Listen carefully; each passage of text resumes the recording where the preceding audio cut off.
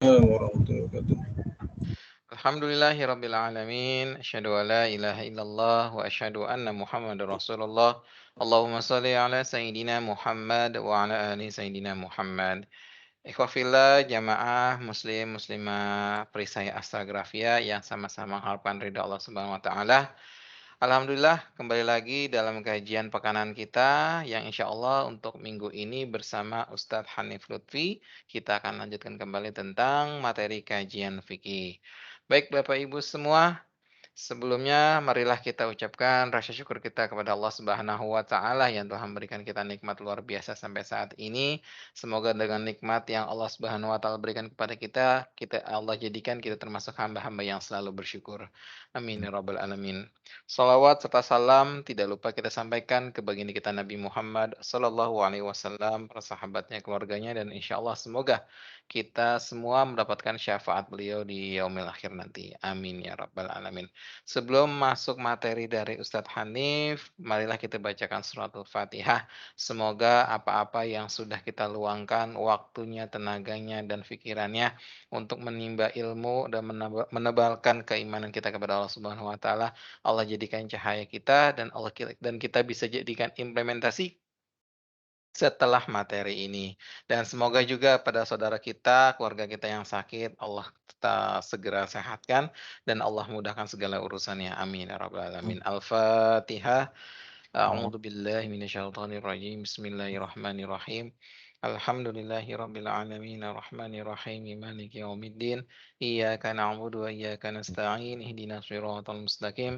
Shiratal ladzina an'amta 'alaihim ghairil maghdubi alaihim waladdallin. Amin.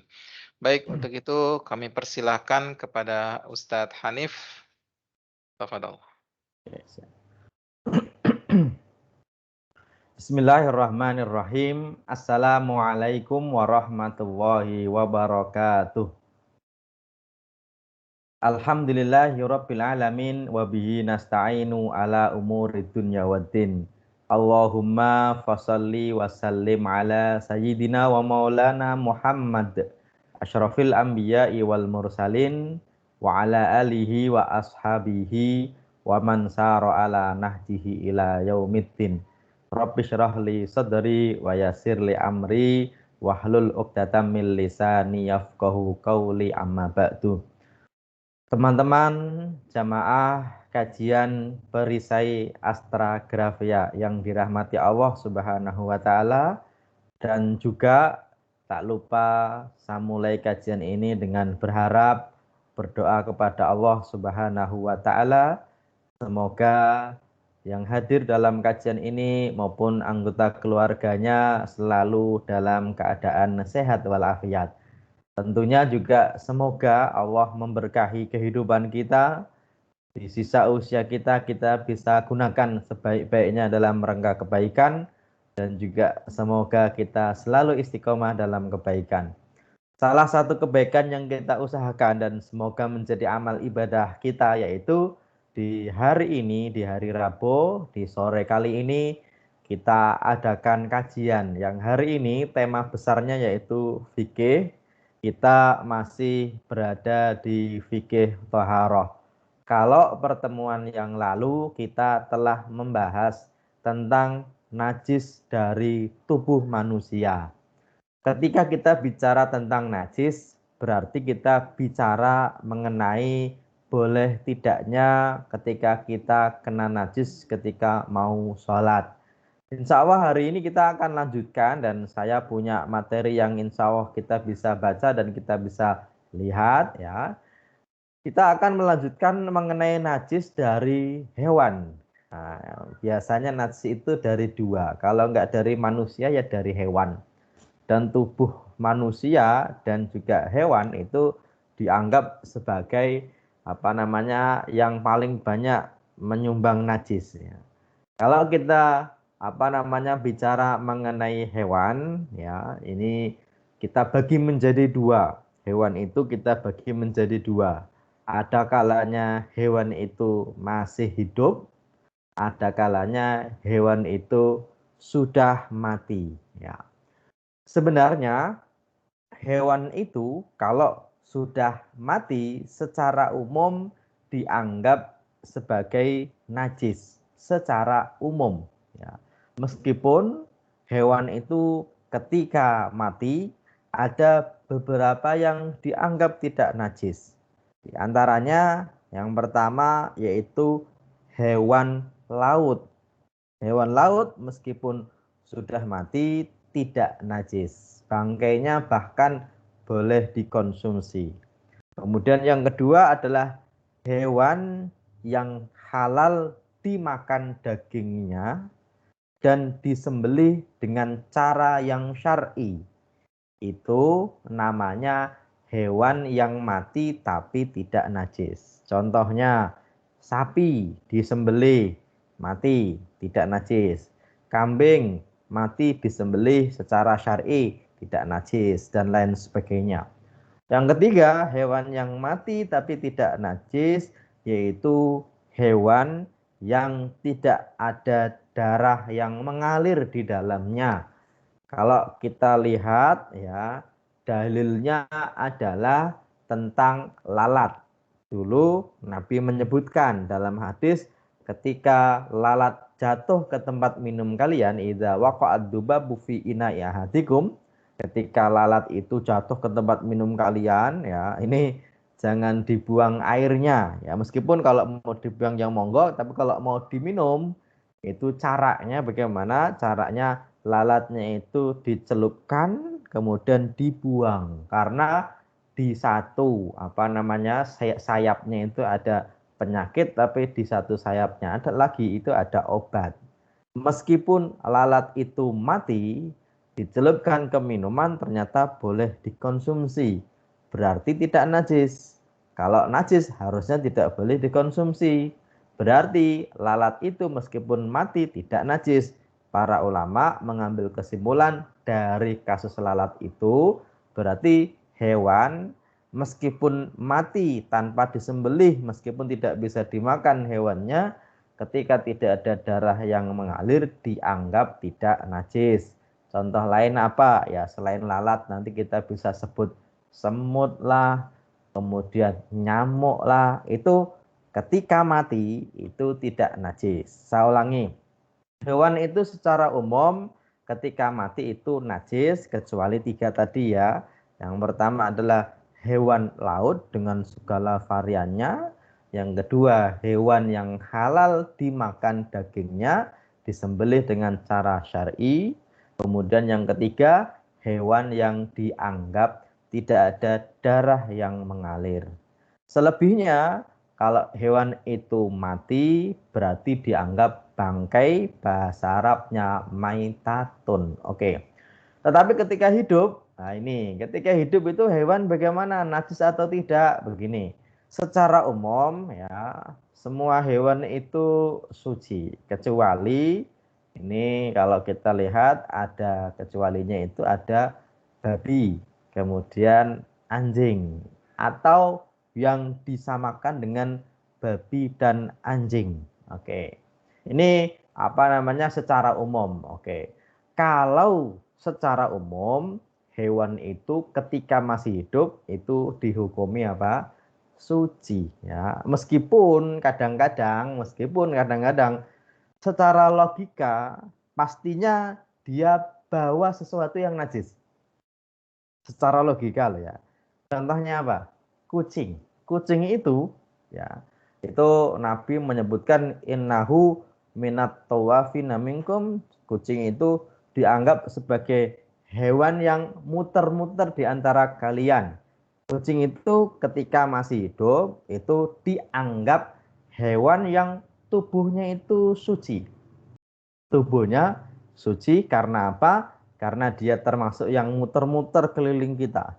Bahkan namanya Abu Hurairah itu katanya itu beliau itu termasuk orang yang pecinta kucing ya, pecinta kucing, makanya disebut Abu Hurairah. Hurairah itu katanya apa namanya tashir atau bentuk kecil dari hirrotun. Hirro itu artinya kucing, kalau kucing kecil itu Hurairah ya. Makanya Abu Hurairah itu kenapa disebut Abu Hurairah, ada yang bilang orang Arab itu di zaman dulu model pakaiannya itu ini nih.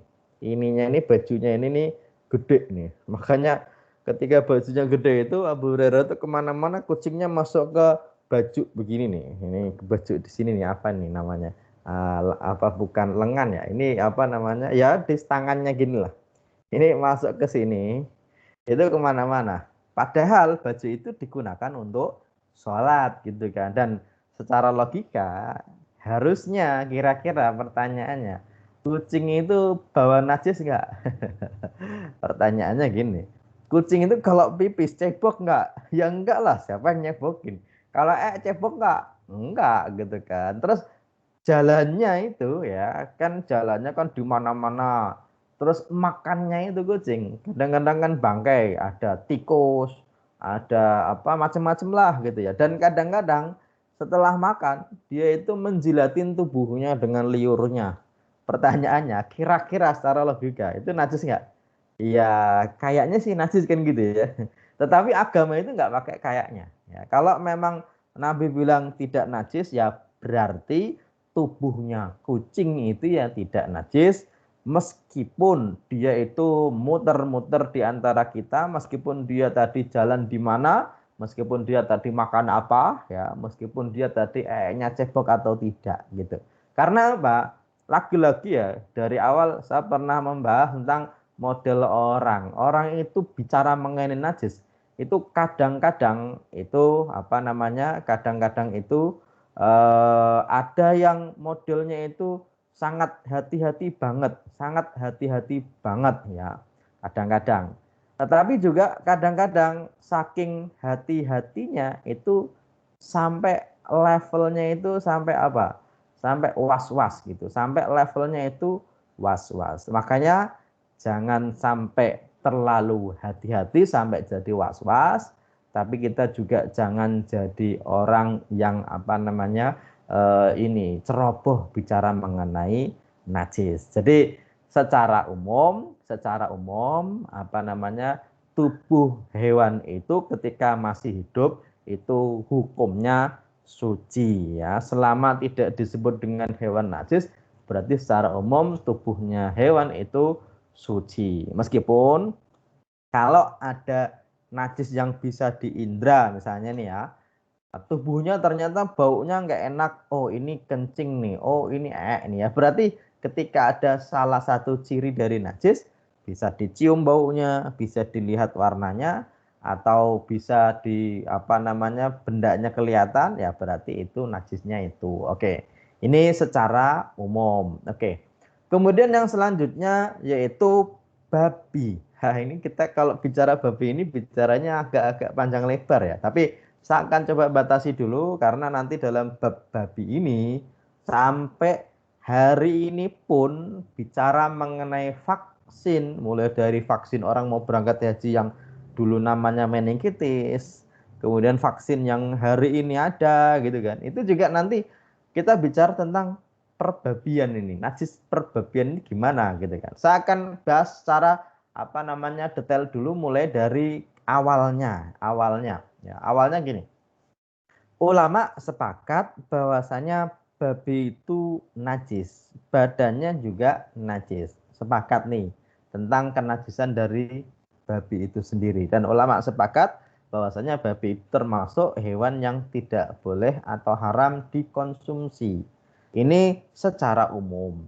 Hanya saja ulama berbeda pendapat terkait najisnya ini najis apa? Apakah najis berat atau najis sedang ya. Kalau dalil bahwasanya babi itu najis yaitu dalam surat Al-An'am ayat 145. Qul la ajidu fi ma uhiya ilayya muharraman ala ta'imin yat'amuhu illa ayakuna maitatan aw daman masfuhan aw lahma khinzirin fa innahu rijsun aw fisqan uhilla li ghairillahi bih. Katakanlah wahai Muhammad, tiadalah aku peroleh dalam wahyu yang diwahyukan kepadaku sesuatu yang diharamkan bagi orang yang hendak memakannya kecuali kalau makanan itu berupa bangkai ya. Ini kata para ulama menyebutkan kata rijsun itu artinya najis, maka bangkai berarti dia najis, atau darah yang mengalir itu najis. Kemudian daging babi juga najis dan tidak boleh dikonsumsi. Kemudian hewan yang disembelih tidak atas nama Allah atau selain nama Allah, itu juga dianggap sebagai bangkai yang juga najis dan haram dikonsumsi. Tentang najisnya babi, para ulama sepakat, ya, ini namanya ijma. Meskipun keliru, secara mayoritas ulama menyebutkan babi itu hukumnya najis, meskipun dalam madhab Maliki babi dianggap tidak najis, ya. Makanya nanti dalam madhab Maliki itu babi dianggap tidak najis karena alasan mereka rijsun itu bukan berarti najis, gitu kan. Tetapi mayoritas ulama menganggap babi itu najis. Hanya saja najisnya babi itu para ulama juga berbeda pendapat. Yang kita ketahui dari najisnya babi ini, dalam madhab Syafi'i, babi disamakan dengan anjing. Babi disamakan dengan anjing, yaitu sama-sama najis mughallazah. Jadi kalau ditanya apa dalilnya najisnya babi, jawabannya tadi ya di dalam surat Al-An'am ayat 145. Tetapi kalau ditanya terus najisnya babi itu najis yang besar, berat atau mughallazah, atau najis yang biasa atau sedang yaitu mutawasithah, jawabannya para ulama berbeda pendapat. Dalam madhab Syafi'i, babi disamakan dengan anjing. Jadi dalil tentang najis mughallazahnya babi dalam madhab Syafi'i itu karena disamakan dengan apa?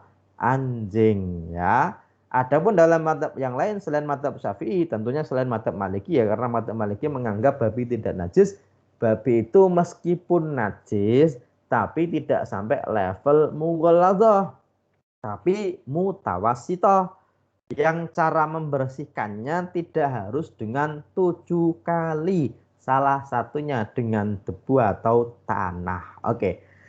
Yang ada dalil spesifik tentang membasuh 7 kali dari najis yang dianggap besar dalam madhab Syafi'i, itu najisnya anjing, ya. Dalam hadis yang sahih riwayat Imam Muslim dan riwayat Imam Ahmad, Nabi menyebutkan tahuru ina'i ahadikum, sucinya wadah minum di antara kalian, idza walagha fihil kalbu, ketika anjing itu menjilatnya, yaitu ayyagsilahu sab'a marratin ulahunna biturabi, yaitu dibasuh, dicuci 7 kali, salah satunya dengan turab, tanah atau debu, ya. Ini dalil tentang najis mughallazah. Yang aslinya kalau bicara mengenai dalil ini, yang disebut najis mughallazah itu najisnya anjing, gitu kan. Yang wajib dicuci 7 kali, salah satunya dengan tanah, itu anjing. Tetapi dalam madhab Syafi'i, ini dalam madhab Syafi'i ini nanti jangan kaget ketika kita berbeda. Ternyata dalam madhab lain ada yang menganggap tidak najis, tapi ada juga yang menganggap najis sih, tapi tidak sampai level mughallazah, gitu ya. Dan perbedaan ini nanti menjadi sesuatu yang kita anggap sebagai kelapangan di dalam beragama. Apa?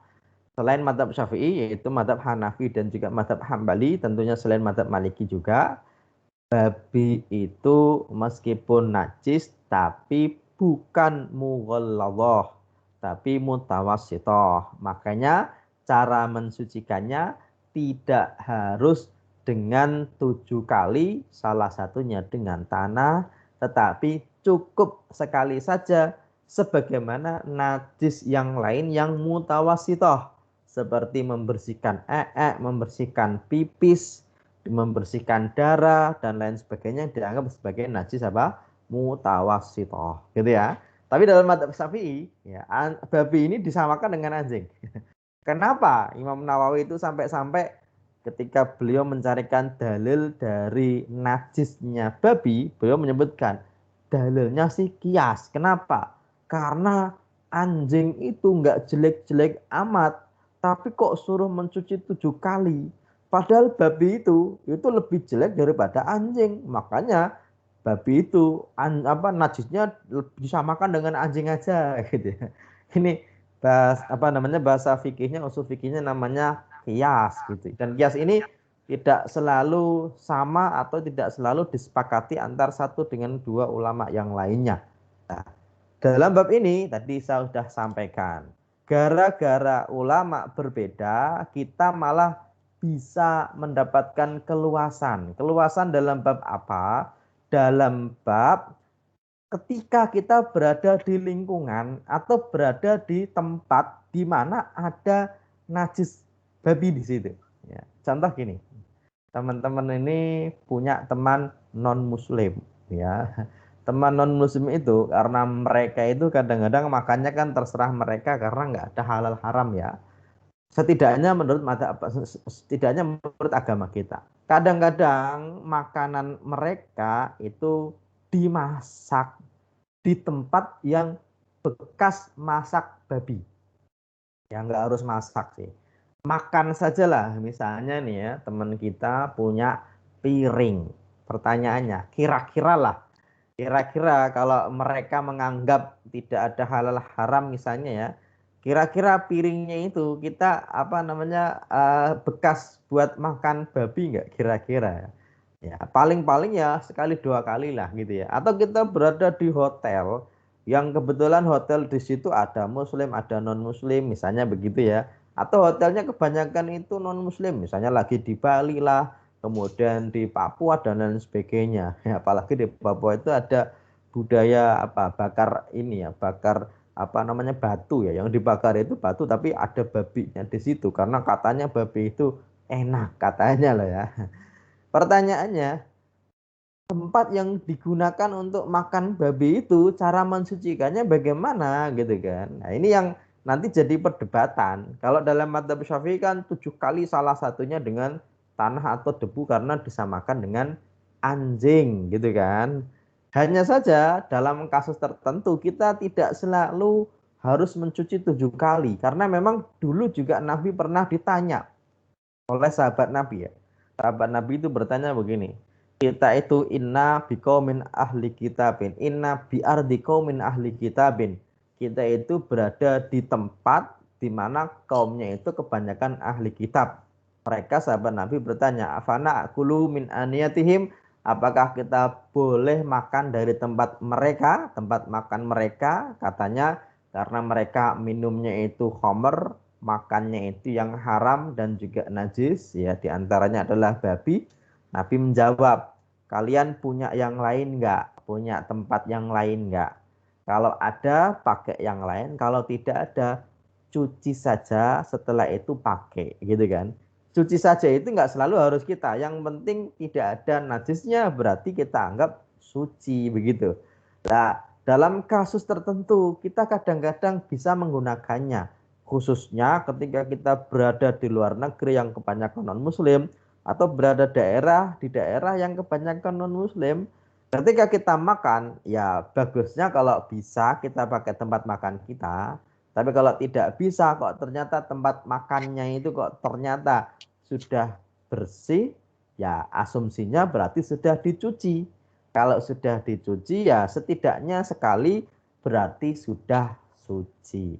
Kalau sudah suci, kalau kita gunakan untuk makan, berarti tempat makan itu bukan bekas dari najis ya. Kecuali kalau ternyata masaknya bareng ya, kemudian masih ada bekas sisanya, misalnya oh ini babi gulingnya ya, berarti kalau masih ada bekasnya kita cuci dan enggak harus 7 kali karena memang para ulama berbeda pendapat terkait kenajisan dari babi itu sendiri. Dalam madhab Syafi'i, babi itu dianggap najis mughalladhah yang dalilnya adalah kias terhadap anjing. Kalau anjing saja yang tidak jelek-jelek amat itu najisnya mughalladhah, masa babi yang nggak ada baik-baiknya kok tidak mughalladhah. Ini dalam pandangan madhab Syafi'i ya. Kalau kita bicara anjing itu memang di Quran itu sendiri itu kadang-kadang itu untuk konotasi yang jelek ya. Ini orang kafir itu mau dibiarkan, mau diladenin itu seperti anjing yang menjulur-julurkan lidahnya. Ya, ini apa namanya ada kayak kiasan seperti itu gitu kan. Tetapi juga anjing itu di dalam Al-Qur'an itu juga apa? Menjadi hewan yang dipelihara oleh orang yang menjadi contoh kebaikan dalam Al-Qur'an, yaitu siapa? Ashabul Kahfi. Di dalam surat Al-Kahfi itu ya ada ayat wakal buhum basitun diraihi bil wasid, dan anjing mereka itu duduk di depan gua menunggu mereka sampai meninggal gitu kan.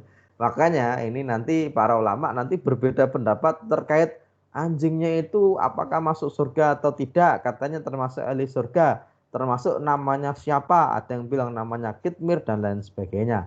Ini apa namanya anjing di dalam Al-Qur'an gitu kan, menjadi contoh dari teman yang apa namanya ini teman yang dia itu setia ya. Makanya kalau kita baca-baca syair Arab itu kadang-kadang orang yang setia itu kadang-kadang disamakan dengan anjing gitu kan. Oh, makanya kalau kita ini di anjing-anjingan oleh teman kita ya bisa jadi husnuzonnya, oh berarti kita dianggap teman yang setia. Oh anjing lu gitu jangan marah. Guyon ya. Orang Arab itu kadang-kadang memang kehidupan mereka itu bersama anjing, dan anjing itu sendiri kadang-kadang memang boleh untuk di apa namanya di ini dipelihara meskipun kasusnya itu sangat-sangat spesifik. Secara umum tidak boleh karena malaikat rahmat tidak mau masuk rumah yang ada anjingnya, termasuk juga orang yang memelihara anjing tanpa ada alasan apapun itu pahalanya dikurangi tiap hari 1 qirot gitu kan.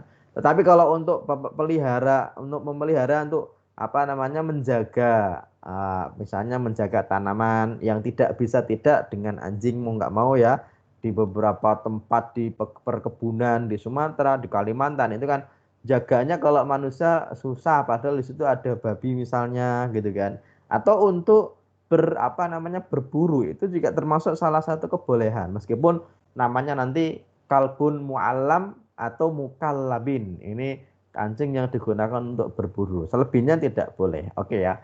Ini berkaitan dengan najisnya anjing dan babi. Kalau babi tadi sudah saya sampaikan tentang perbedaannya. Termasuk dalam bab anjing pun itu ya para ulama ternyata ada sedikit perbedaan. Kalau dalam mazhab Syafi'i Hambali, oh babi itu najis, keliru. Anjing itu najis termasuk apa namanya ininya, termasuk badannya gitu kan. Karena liur itu ya berarti nanti nyambung ke badan. Itu dalam mazhab Syafi'i dan Hambali. Makanya dalam mazhab Syafi'i termasuk kita nih orang Indonesia nih ya. Ini kadang-kadang kalau kita bicara mengenai anjing itu apa ya antara takut dan tidak gitu kan. Kalau takutnya sih mungkin nih karena takut diserang misalnya. Tapi kadang-kadang nggak takut, tapi repot aja kalau nanti kesenggol nanti harus dicuci 7 kali dong. Iya, dalam mazhab Syafi'i badannya anjing itu dianggap najis seperti najisnya liur gitu ya. Meskipun dalam mazhab Hanafi, dalam mazhab Hanafi itu memahaminya malah gini. Ya kan hadisnya cuma menyebutkan ketika ada anjing menjilat tempat minum kalian atau tempat makan kalian. Berarti yang najis itu bukan badannya, yaitu apa? Yaitu jilatannya, yaitu liurnya. Makanya dalam mazhab Hanafi itu yang anjing hanya liurnya. Dan jangan kaget. Jangan kaget kalau kita berada di lingkungan yang mayoritasnya Hanafi, mereka berani nyentuh anjing ya. Teman-teman nanti kalau dites atau di apa namanya dicari di Google ya, ini orang-orang di daerah Pakistan kemudian Bangladesh itu memang secara fikih banyak juga bermadzhab Hanafi, termasuk Turki itu. Dulu bahkan Turki Utsmani itu madhab resmi negaranya malah Hanafi, termasuk banyak juga di Eropa, Albania dan lain sebagainya. Dan termasuk ya presiden sekarang Erdogan itu pernah juga tertangkap kamera nyentuh apa namanya anjing gitu kan. Kalau orang Indonesia, oh ini sudah sangat-sangat apa ya, wow masa sih kiai ustadz apa kok nyentuh anjing gitu. Nah ini kadang-kadang kita nggak bisa membedakan antara najis dan dosa. Kalaupun dianggap najis menyentuh anjing itu dalam mazhab Syafi'i, bukan berarti menyentuhnya itu dosa gitu ya, karena menyentuh najis tidak dosa. Apalagi dalam madhab Hanafi, mereka berpegang bahwasanya anjing itu yang najis adalah liurnya saja ya. Apalagi dalam madhab Maliki bahkan menyebutkan anjing itu enggak najis, dia itu suci gitu kan. Loh kalau menjilat kok disuruh mensucikan? Enggak, itu apa namanya secara ta'abudi saja. Maksudnya gini, itu hanya perintah dari Nabi yang bukan karena kenajisannya ya, karena memang Nabi memerintahkan begitu gitu ya. Ini dalam madhab Maliki, karena menurut madhab Maliki semua hewan itu asalkan tidak disebutkan haram ya, asalkan tidak disebutkan najis berarti aslinya adalah suci. Ini dalam pandangan madhab Hanafi. Kalau kita bisa bandingkan dari 4 madhab ini, kalau kita bicara mengenai najis, memang yang paling ketat itu madhab apa namanya Syafi'i. Makanya orang Indonesia itu kalau bicara mengenai najis itu ketat banget, termasuk bicara mengenai halal haram makanan gitu kan. Ini orang Indonesia ketat banget ya. Ini bicara mengenai halal haram makanan. Karena apa? Ya karena sesuatu yang najis itu pasti haram dikonsumsi, tetapi yang haram dikonsumsi belum tentu najis gitu kan. Makanya kalau nanti di Indonesia dalam fatwa MUI, malah nanti kalau kita bicara tentang halal haram makanan gara-gara najis ini, khususnya tentang apa namanya babi, itu nanti apa namanya agak-agak ketat juga, agak ketat gini. Kalau ulama-ulama Saudi yang bermadzhab Hambali itu, mereka ketika ada suatu najis kok sudah berubah bentuknya menjadi bentuk lain dan sudah tidak dikelihatan lagi, sudah tidak diketahui lagi dari zat najisnya ya, maka sesuatu itu menjadi suci gitu kan. Tapi dalam madzhab Syafi'i dan orang Indonesia secara umum termasuk MUI juga, itu meskipun sudah menjadi benda lain ternyata tetap dianggap sesuatu yang najis gitu kan. Makanya nanti kalau kita bicara mengenai virus yang untuk memecah virusnya, proteinnya itu dengan enzimnya itu dihasilkan dari pankreas babi. Ini nanti ulama berbeda pendapat ya. Mulai dari yang mengatakan suci boleh, ada yang mengatakan najis ya. Saya ulangi. Sebenarnya kalau kita bicara mengenai apa namanya vaksin itu kan ada yang dari virus yang dilemahkan. Dia dikembangbiakkan, terus dilemahkan, kemudian dimasukkan ke dalam tubuh. Itu ada beberapa virus yang dia itu dikembangbiakkan, kemudian dipisahkan dari inangnya itu dengan enzim. Enzimnya namanya enzim apa namanya peptin itu dari pankreas babi. Dia dari pankreas babi nanti jadi enzimnya itu digunakan untuk memecah proteinnya. Nah, kalau sudah dipecah kemudian virusnya sudah lemah, lah virusnya ini baru yang dimasukkan ke tubuh gitu kan. Nah, kalau ulama-ulama Saudi itu ya yang dimasukkan kan virusnya, bukan babinya, dan dia sudah berubah menjadi bentuk lain, bukan babinya, bukan enzimnya. Makanya itu tidak najis dan boleh kalaupun masuk ke tubuh gitu kan. Tapi ulama kita itu hati-hatinya gini. Ya kalau memang hidupnya dinajis, tapi kalau tidak dicuci dengan air ya berarti tetap najis. Kecuali kalau dicuci ya nanti bisa jadi suci gitu kan. Nah, logikanya itu ya seperti apa? Seperti lele ya, yang dia itu hidupnya di empang, empangnya itu atasnya itu ada banyak apa? Toilet ya. Berarti orang masuk ke empang dimakan lele. Pertanyaannya, lele ini najis atau enggak kan gitu ya. Nah, ini jadi perdebatan. Kalau dianggap wah lelenya najis kenapa? Kan empangnya itu kan banyak berarti banyak najisnya. Ya sudah, kalau nanti dicuci lelenya jadi suci nggak? Nah ini, kalau dicuci kok jadi suci ya berarti monggo silahkan. Ini menurut pendapat madhab apa? Bukan, menurut pendapat dari MUI kita, yaitu virus kalau hidupnya itu bergelimang pada najis ya selama dicuci berarti dia jadi suci. Tapi kalau makannya dari suatu najis yang bagaimana? Makanya dari suatu najis ya tergantung, kalau ternyata bisa di apa namanya dikarantina sebentar ya, maka dia menjadi hewan yang halal. Kalau tidak dikarantina kok mayoritas makanannya haram, itu jadinya jalalah. Jalalah itu hukumnya tidak sampai level haram tapi makro. Oke, ini berkaitan dengan tubuh hewan yang masih hidup. Adapun hewan yang disamakan dengan babi dan anjing, para ulama berbeda pendapat. Justru malah menurut madhab Hanafi malah itu dianggap najis ya. Tetapi dalam madhab Maliki Syafi'i ya tidak najis, kan cuma anjing babi doang gitu kan. Kalau misalnya nih kita ketemu sama singa gitu kan, kita pegang-pegang singa, dalam madhab Syafi'i ya tidak najis gitu ya. Oke, ini bicara mengenai tubuh hewan yang masih hidup. Kemudian selanjutnya, kalau yang keluar dari hewan bagaimana? Oke, gini. Kalau yang keluar dari hewan, mayoritas ulama yang keluar dari hewan kalau berupa kotoran itu hukumnya najis. Mayoritas ulama. Ya, meskipun nanti najisnya ada yang dimaafkan atau dianggap tidak masalah. Ya, contohnya apa? Eeknya hewan yang tidak ada darah yang mengalir itu juga dianggap najis tapi dimaafkan. Atau eeknya hewan laut gitu kan. Kita makan nih, makannya apa? Bandengnya bandeng presto. Itu kan di presto plus eeknya kan. Ya, kan dia eeknya hewan. Kok boleh sih? Iya, karena dimaafkan, dimakfu namanya ya. Meskipun dianggap najis tapi dimakfu, kenapa? Ya karena bangkainya saja halal, ketika tidak disembelih ya hewan kan, kalau di hewan laut kan bagaimana bisa disembelih gitu kan. Nah itu eeknya juga dianggap tidak najis. Tetapi secara umum eeknya hewan itu najis. Ini dalilnya adalah apa yang terjadi dari Ibnu Mas'ud, bahwasanya Nabi itu meminta kepada dia untuk mencarikan 3 buah batu, ternyata dapat 1 batu yang keliru. Dapat 2 batu, yang satunya malah berupa kotoran yang sudah kering.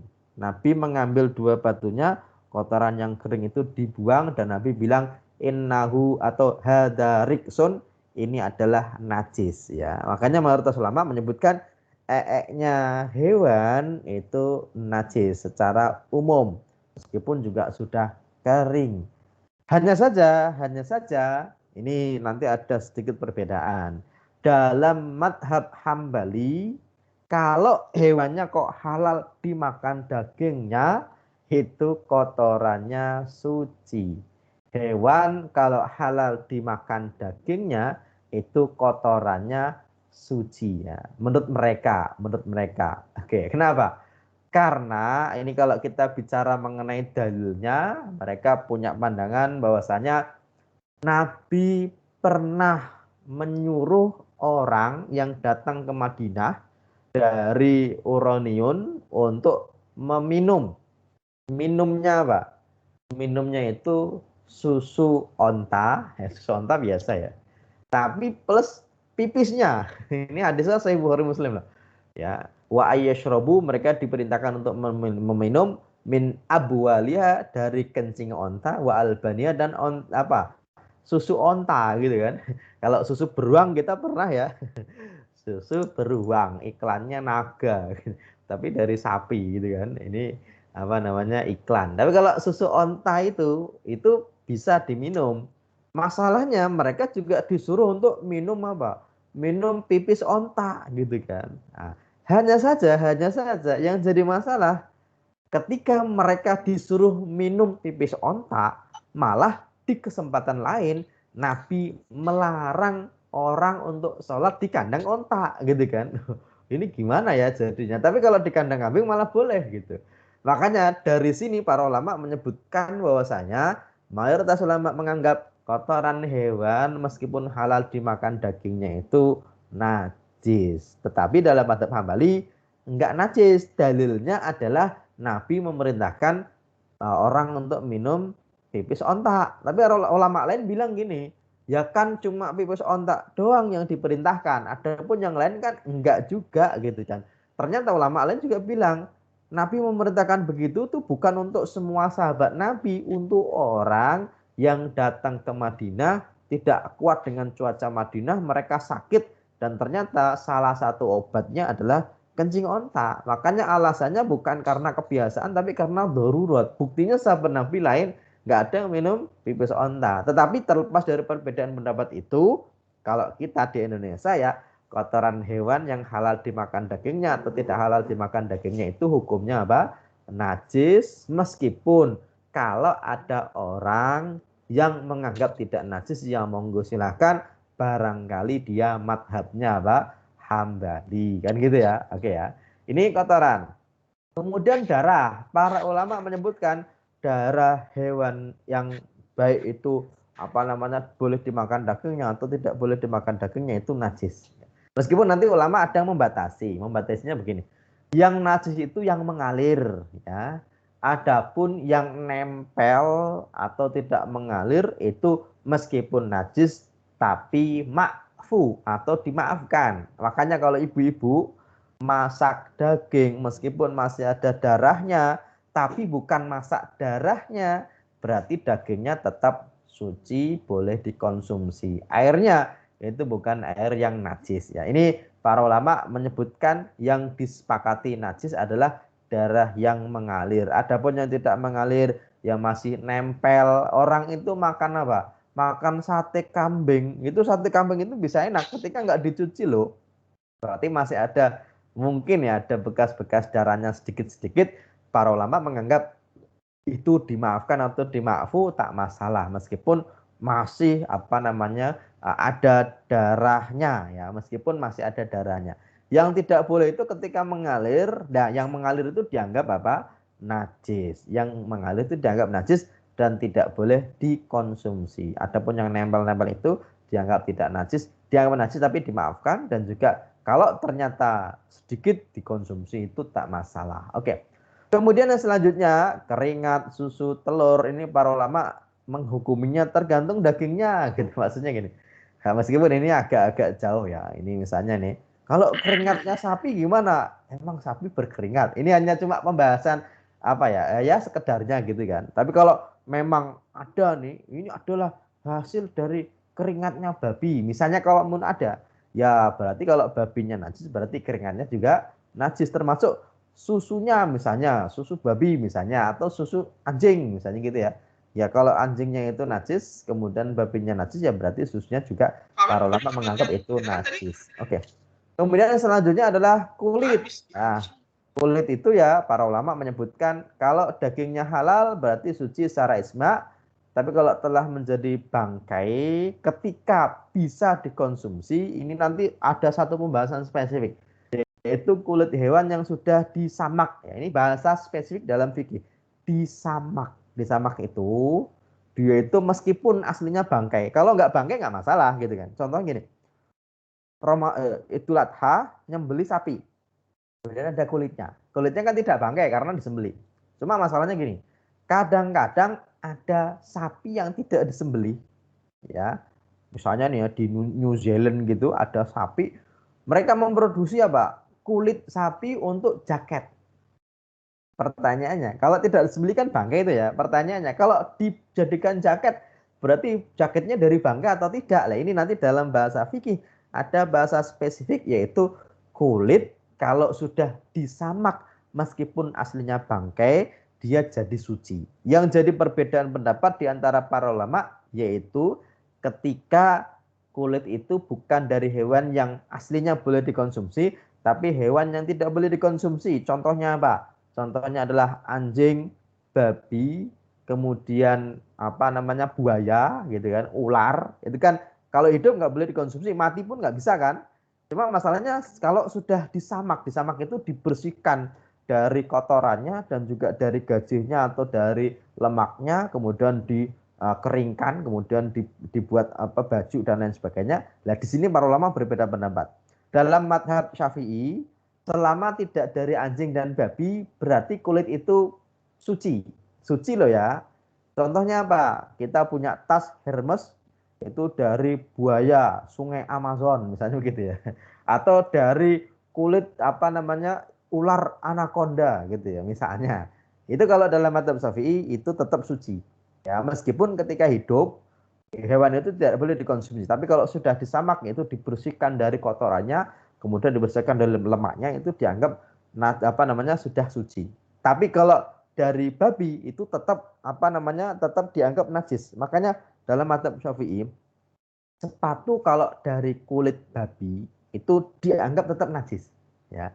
Meskipun ada satu pendapat di antara para ulama yang menganggap ketika kulit itu sudah disamak, meskipun dari babi sekalipun, meskipun dari anjing sekalipun, itu tetap boleh dan suci. Ini dalam pendapat madhab Zohiri, kaum literalis. Karena menurut mereka dalilnya itu menyebutkan gini, Nabi itu suatu ketika lewat kepada kelompok suatu kaum, di situ ada ini kambing yang mati. Ya, kemudian mereka membiarkan saja. Nabi bilang, kenapa kalian tidak memanfaatkan kulitnya, ya? Hala intafa'tum, gitu. Kenapa kalian nggak memanfaatkan jildaha, kulitnya, ya? Para sahabat Nabi, ya kan sudah jadi bangkai mati, Nabi nggak disembeli. Nabi menyampaikan, ayyuma iha bin dubigha faqat tahura. Setiap kulit hewan meskipun bangkai kalau disamak maka dia suci. Makanya kambing yang mati tanpa disembelih kan aslinya bangkai, tidak boleh dikonsumsi dan juga najis. Tapi kalau kulitnya kok diambil kemudian disamak, dibersihkan dari kotorannya, kemudian dikeringkan, itu boleh digunakan. Nah, dalilnya kan umum, setiap kulit yang telah disamak maka telah jadi suci, kan gitu ya dalilnya ya. Makanya dalam pandangan mazhab Zohiri, karena Nabi tidak membatasi kulit apa saja, maka meskipun kulit itu dari babi sekalipun, itu dia akan jadi suci kalau disamak. Ini dalam mazhab apa? Zohiri. Tapi dalam mazhab Syafi'i, anjing dan babi meskipun sudah disamak tetap dianggap sebagai najis. Makanya kalau nanti teman-teman kebetulan kok beli sepatu, ya, atau beli jaket dari luar negeri, hati-hati ya. Saya pernah punya jamaah itu bilang, Pak Ustadz, saya itu beli jaket Pak Ustadz, ya bagus gitu kan, dari luar negeri. Cuma saya lihat, saya tuh lupa nggak nanya ini kulit apa. Loh kok bisa gitu? Ya bagus kan, saya bayar, saya pakai beberapa kali, ternyata saya lihat kok pori-porinya itu, kalau saya lihat di YouTube itu katanya ini kulit apa?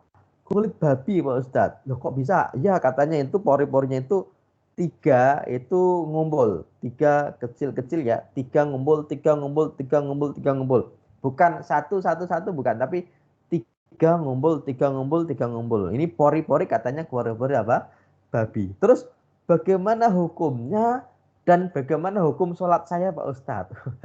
Padahal sudah dipakai beberapa bulan gitu kan. Nah jawabannya gini, ya kalau memang itu benar-benar kulit babi dalam mazhab Syafi'i tetap dianggap najis gitu kan. Tapi kalau karena tidak tahu, semoga Allah mengampuni gitu kan. Dan juga semoga sholatnya diterima karena tidak tahu. Dan juga kita juga belum yakin benar kalau itu benar-benar kulit babi. Kan kita nggak bertanya. Kecuali kalau kita ke mall kemudian ada sepatu, kita nanya, ini sepatunya dari kulit apa? Mohon maaf Pak, itu kulit babi. Oh, kita pegang, kita lihat. Boleh nggak? Ya boleh lah, kan cuma melihat doang. Melihat masa nggak boleh? Megang masa nggak boleh? Boleh kan? Boleh, hanya saja kalau dalam mazhab Syafi'i ya, kulit itu dianggap najis, berarti setelah megang itu, tangan kita dianggap najis. Kalau dianggap najis, berarti kalau nanti mau sholat, tangan kita harus cuci. Kalau dalam mazhab Syafi'i ya mencucikannya 7 kali, salah satunya dengan debu atau tanah. Tapi kalau misalnya dicuci sekalipun, itu ya sudah dianggap sah, sudah dianggap suci. Oke, semoga bisa difahami dan insya Allah nanti saya akan buka sesi tanya jawab dan sepertinya kita maghribnya agak mundur ya, agak mundur. Kita masih ada beberapa waktu. Tapi kalau ternyata sudah ada pertanyaan, kita buka tanya jawab dulu atau gimana? Atau sudah ada chat yang masuk? Sepertinya sudah ada yang masuk, Ustaz, di kolom Sudah chat. ya. Berarti Dari kita yang pertama, mungkin izin saya bacakan ya. siap. Dari Pak Ferdi menanyakan di rumahnya itu sekitar ada 8 kucing di rumahnya, Pak Ustadz. Nah, Ini Abu Hurairah nih. alhamdulillah. Nah, tapi dia kadang kencingnya si kucingnya itu bukan di tempatnya. Nah, apakah untuk pembersihan itu bisa langsung dengan air saja kah atau bagaimana Ustaz ya? Oke, gini. Kalau apa badannya dan kita tidak tahu ini tadi kenapa, itu ya dianggap aslinya adalah suci. Cuma kalau ya berarti nya dianggap najis. Cara mensucikan najisnya seperti najis pada umumnya. Ya, kalau dengan disinfektan saja berarti dianggap belum suci karena mensucikan najis tidak bisa dengan disinfektan saja, ya. Tetapi kalau disucikan dengan air bagaimana? Ya, memang begitulah caranya. Caranya begini. Pertama, bendanya hilang dulu. Bendanya dibuang dulu. Yang kedua, kalau bisa ya dicuci dengan air. Kalau ternyata masih bau, bisa diulang lagi. Sebagaimana membersihkan najis pada umumnya. Tapi kalau cuma disemprot disinfektan saja, berarti belum disucikan. Baru didisinfektan saja. Ya, sebenarnya nggak masalah kalaupun nggak dipakai untuk sholat, Pak. Misalnya gini, di di taman gitu kan, yang kadang-kadang ada nya gitu. Nah, kalau cuma sekedar buat lewat, ya kalau kita pakai sendal gitu ya nggak masalah. Cuma kalau berada di dalam rumah itu ya berarti harus disucikan. Cara mensucikannya sebagaimana mensucikan pada najis pada umumnya, yaitu dengan air. Tapi jangan langsung disiram gitu kan. Kalau langsung disiram nanti berarti najisnya kemana-mana kan gitu Pak ya. Berarti bendanya hilang dulu, kemudian kalau bisa ya hilangkan bau, kemudian benda dan juga warnanya. Oke, karena nya kucing itu kalau ada nya berarti memang benar-benar najis. Oke. Bisa difahami Pak Ferdi jawabannya? Oh, lagi di jalan jangan-jangan nih. Siap, siap. Oke. Masih Baik, ada? terima kasih Pak Ferdi dan Pak Ustadz. Dan ada satu lagi pertanyaan Pak Ustadz Oke. dari Pak Ahmad. Ini menanyakan mengenai najis anjing untuk menghindari penyakit was-was. Apakah boleh menggunakan mazhab Maliki? Itu yang pertama. Lalu, apakah kotoran daki pada tubuh menghalangi air ketika mandi wajib? Oke, Sahkah mandi ya. wajib tanpa menghilangkan daki pada tubuh? Oke, oke. Yang pertama, mau pindah madhab ya. Gini, untuk menghilangkan was-was tuh nggak usah pindah madhab, Pak.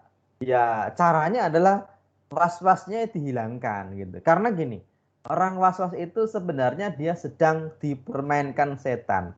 Mau pakai madhab apapun, itu misalnya Pak ya, saya mau pakai pendapat Maliki aja yang menganggap tidak najis, biar tidak was-was. Enggak. Kalau was-wasnya masih ada, justru penyakitnya bukan najisnya, tapi was-wasnya. Pastinya dia akan ada was-was di dalam kasus-kasus yang lainnya, selain tentang kenajisan dari anjing itu, gitu kan. Makanya caranya nggak usah pindah madhab. Caranya yaitu hilangkan keraguan, tinggalkan yang ragu, ambil yang yakin. Dalam bab najis begini, selama tidak ada bendanya, selama tidak ada baunya, selama tidak ada warnanya, berarti aslinya adalah apa? Suci, gitu Pak ya. Nah, itu yang dipegang, jangan malah pindah madhab, karena kalaupun pindah madhab memang nggak ada Pak caranya gimana ya, mau lapor ke siapa kok pindah madhab, memang nggak ada ya Pak ya. Nah, tapi kalau was-wasnya tetap ya berarti yang jadi masalah bukan najisnya, malah was-wasnya. Gini, kita itu Pak punya teman non muslim, pagi-pagi ngajak salaman misalnya gitu ya. Itu kalau punya was-was, kita nggak mau salaman. Jangan-jangan tadi tanganmu habis nyentuh anjing gitu Pak ya. Ya enggak lah, kita beli nih Pak nih. Beli apa? Barang ke tukang bangunan. Saya pernah Pak beli barang ke tukang bangunan itu. Di Saya ngasih duit karena belinya itu pakai uang kertas, kasih duit terus dikembaliin. Padahal dia sambil gendong guguk ya Pak ya, sambil gendong guguk terus dia ngambil kembalian. Itu Pak, kalau penyakit was-was kita dikasih duit yang dia habis gendong guguk Pak, itu uangnya nggak bisa diambil, nggak jadi diambil. Kenapa? Oh, ini tadi habis megang apa ya, gitu Pak ya. Termasuk kita nggak bisa Pak bertamu ke teman non Muslim. Kenapa? Ada teman non Muslim punya anjing, gitu ya Pak ya. Yakin nggak kalau tadi dia itu tidak habis duduk di tempat duduk yang kita akan duduki? Yakin nggak kalau dia itu tidak jalan-jalan di apa lantai yang kita lewatin? Itu Pak, kalau diturutin penyakitnya itu sampai kapanpun penyakit itu akan ada, bahkan nanti akan menjalar ke bab sholat, bab wudhu, bab makanan ya. Caranya jangan was-was, nggak usah pindah madhab. Caranya biar tidak was-was bagaimana? Caranya selama najisnya itu tidak ada bendanya, tidak ada baunya, tidak ada warnanya, berarti asalnya adalah suci. Apa dalilnya? Banyak sekali. Di zaman Nabi itu Pak, bahkan nanti sebelum Nabi melarang, sebelum Nabi itu memerintahkan untuk membunuh anjing. Nah, ini Pak, dalam bab peranjingan ya, saya telah mengumpulkan banyak hadis tentang anjing-anjing di zaman Nabi. Nabi itu Pak, dulu sebelum ada larangan tentang apa namanya memelihara anjing dan belum ada perintah untuk membunuh anjing. Anjing itu Pak, bahkan masuk ke Masjid Nabawi zaman itu ya. Nah, ini kalau hadisnya nanti karena al-kalbu yudbiru wa yukbilu fi masjid Rasulullah itu ada. Anjing itu mondar-mandir di masjidnya Rasul dulu. Dan juga sebelum ada perintah untuk membunuh anjing ya, orang-orang itu ya apa namanya punya anjing. Bahkan setelah ada perintah untuk membunuh anjing pun sahabat Nabi itu ada yang punya anjing. Punya anjingnya itu untuk apa? Untuk berburu ya Pak ya. Tetapi kalau mau sholat berarti yang ada najisnya disucikan. Kalau nggak ada ya berarti jangan diada-adakan. Bedanya hati-hati dengan was-was. Kalau hati-hati berdasarkan realita. Dilihat ada bendanya enggak, ada warnanya enggak, ada baunya enggak, ya udah berarti suci. Gitu Pak ya. Kalau was-was berdasarkan kepada prasangka. Makanya pertanyaan yang kedua ini Pak timbul gara-gara was-was ya. Was-wasnya gini. Kalau saya ada daginya, ini berarti ada orang yang jadi pendaki ya Pak ya. Pendaki itu orang yang ada daginya. Itu kalau dakinya itu kok ternyata menghalangi, apakah dianggap mandinya sah ketika dia mandi junub? Jawabannya Pak, kalaupun ada dagingnya ya udah dibersihkan saja. Kalau ternyata kok masih ada daging dan kita tidak tahu bahwasanya itu kena air atau tidak, ya udah berarti aslinya itu sudah suci. Kalau kita perhatikan Pak, cara mandi junubnya Nabi itu bagaimana? Yang pertama adalah ini cuci tangan dulu ya, kemudian yang kedua itu bersihkan kemaluan. Setelah itu yang ketiga Pak ya, itu rambutnya masukkan ke sela-sela begini. Kemudian wudhu seperti wudhunya orang sholat. Kemudian menyiram bagian tubuh kanan, menyiram bagian tubuh kiri. Kemudian yang terakhir basuh kaki. Itu caranya mandi Nabi dan sangat sederhana. Pastinya kalau di zaman dulu Pak, orang itu kan nggak ada sabun ya Pak ya. Kalau hari ini sudah ada sabun. Sabun itu sangat mudah membantu banget menghilangkan daki. Ya kalau zaman dulu caranya begitu, sangat mungkin ada dakinya. Tetapi kalau ada benda-benda lain selain daki, kan daki dari manusia. Benda lain itu contohnya apa? Habis ngecat, ini hati-hati ya Pak ya. Atau habis pakai tip X kalau di tangan kita, atau pakai kutek gitu kan. Kalau kuteknya kok anti air, hati-hati karena kadang-kadang air tidak bisa kena ke kulitnya. Tapi kalau selain itu ya, misalnya kalau perempuan pakai henna atau pakai tato itu Pak tidak di atas kulit, malah di bawah kulit, itu ya kalau wudhu, kalau mandi junub ya tetap dianggap sah. Oke. Semoga Pak Ahmad bisa memahami jawabannya Pak ya. Jadi kita nggak usah pindah madhab, tapi was-wasnya itu yang dihilangkan. Caranya apa? Caranya dengan berhati-hati. Kalau hati-hati berdasarkan realita, tapi kalau was-was berdasarkan prasangka. Semoga bisa dipahami jawabannya. Masih ada pertanyaannya? Masih ada Pak Ustadz, mungkin masih. sekitar 2 nih Pak Ustadz, terakhir yang kita Oh, siap.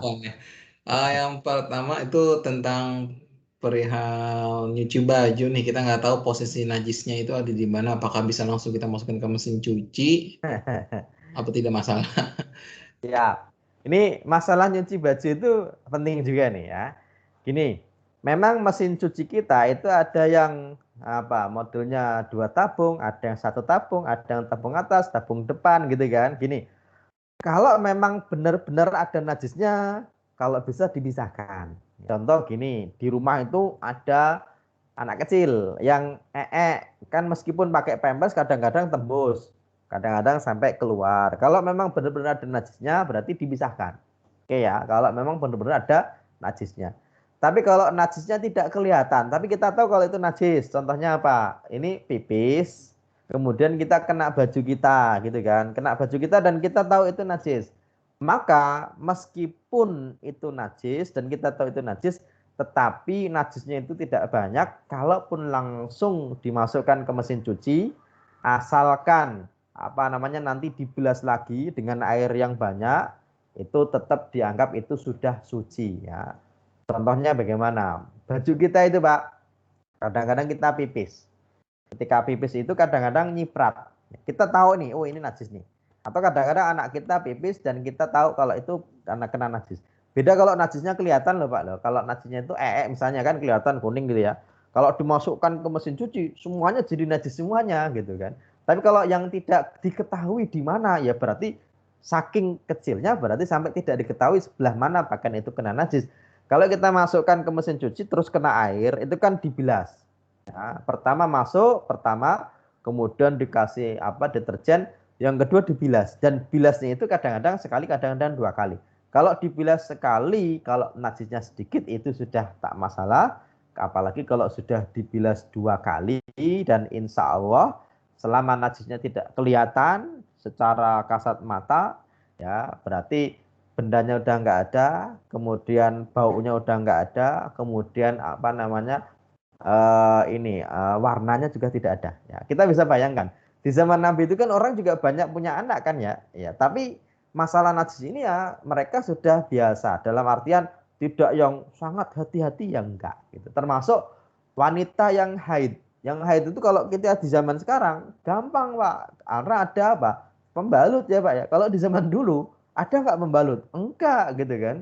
Ya berarti gimana dong? Berarti bajunya kena merah-merah. Terus nyucinya gimana? Ya mereka sucikan saja. Kalau memang sudah disucikan kok masih ada bekasnya pun itu dianggap ma'fu atau dimaafkan. Jadi intinya kalau najisnya besar bisa diketahui, bisa dilihat karena misalnya ya udah disingkirkan. Tapi kalau ternyata tahu nih ada najisnya, tapi di sebelah mana ya? Saking nggak taunya. Kalau di sebelah mana kok bisa, oh ini di sini gitu ya. Tapi kalau mau dikocorin air dulu itu lebih bagus. Tapi kalaupun langsung dimasukkan asalkan sedikit dan dibilas sekali 2 kali itu insya Allah itu sudah menjadi suci. Asalkan sudah tidak ada bekas dari nasi itu yang kita bisa indra. Oke, semoga bisa difahami Pak Heri ya. Semoga ya. Baik Pak Ustadz, terima kasih. Dan terakhir mungkin izin Pak Ustadz ya, terakhir dari Mas Bayu perihal penggunaan mazhab Pak Ustadz. Apakah boleh seluruh harus fokus dalam satu imam mazhab saja atau boleh fleksibel Ustadz? Wah ini bagus juga nih pertanyaannya. Saya selalu membawa madhab-madhab ini ya. Jadi mohon maaf, saya anggap teman-teman ini apa ya dewasa karena siap dengan perbedaan ya. Dan kita mau nggak mau nanti akan ketemu sebuah perbedaan. Jawabannya apakah kita harus mengikuti satu madhab dalam seluruhnya? Jawabannya gini, kita itu Pak. Ya, kalau dalam bab sholat toharoh kita bisa ngaku-ngaku madhab syafi'i. Tapi dalam bab muamalah, dalam bab zakat, dalam bab nikah, orang sudah nggak ada ngomongin madhab lagi. Ya, kita itu bicara zakat Pak di Indonesia ya Pak ya. Kita harus madhab syafi'i kalau bab sholat. Kalau sudah zakat itu nggak ada ngomongin madhab syafi'i lagi Pak. Ya makanya kalau pertanyaannya apakah harus mengikuti madhab itu harus mengikuti semuanya? Jawabannya tidak. Karena kita juga tidak bisa mengikuti semuanya madhab karena ulama madhab pun dalam satu madhab juga kadang-kadang berbeda. Yang paling penting itu bukan madhab siapa. Yang paling penting itu kalau kita tidak tahu bertanya kepada orang yang ahli. Gitu Pak ya.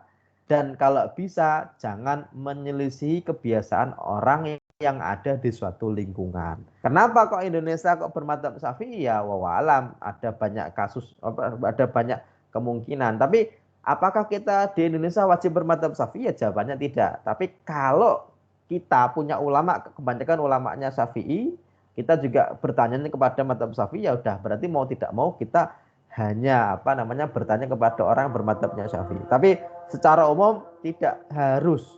Yang tidak boleh itu pilih-pilih yang enak-enak saja, Pak Bayu. Yang nggak boleh itu pilih-pilih yang enak saja. Oke ya. Dan semoga bisa dipahami jawabannya, dan kalau nanti ada waktu kita akan bercerita lebih lanjut tentang bagaimana madzhab ada dan bagaimana kita mengikuti madzhab gitu ya. Oke. Karena di tempat saya sudah azan, bagaimana? Saya kira sudah cukup ya. Ya, alhamdulillah. Jazakallah khair Ustadz Hanif Lutfi yang sudah membimbing kita dari pukul 5 tadi ya sampai sekarang. Alhamdulillah. Semoga dari seluruh paparannya dan diskusinya dapat kita ajarkan juga ya untuk biar keluarga kita juga paham, kita juga lebih paham lagi. Baik, untuk sebelum mengakhiri, panitia menginformasikan untuk ayo bergabung bersama program Wadah Amal Infak Sodakoh WAIS untuk sama-sama kita lanjutkan kajian-kajian kita setiap pekannya. Semoga dengan infak yang Bapak Ibu berikan menjadikan wasilah kita untuk menggapai keberkahan dari Allah Subhanahu wa taala. Baik, Amin. untuk mengakhiri marilah kita lafazkan istighfar dan alhamdulillah. Astagfirullahaladzim. Astagfirullahaladzim. Alhamdulillah. Alhamdulillahirabbil alamin. Doa majelis subhanakallahumma wa bihamdika asyhadu an la ilaha illa anta astaghfiruka. Baik, kurang lebihnya dari saya mohon maaf. Jazakallah khair Ustadz Hanif Lutfi dan jazakallah khair kepada para jamaah. Semoga Allah memberikan kita ampunannya dan keberkahannya. Amin. Pamit semuanya, sehat-sehat. Assalamualaikum warahmatullahi wabarakatuh. Waalaikumsalam warahmatullahi wabarakatuh. Amin.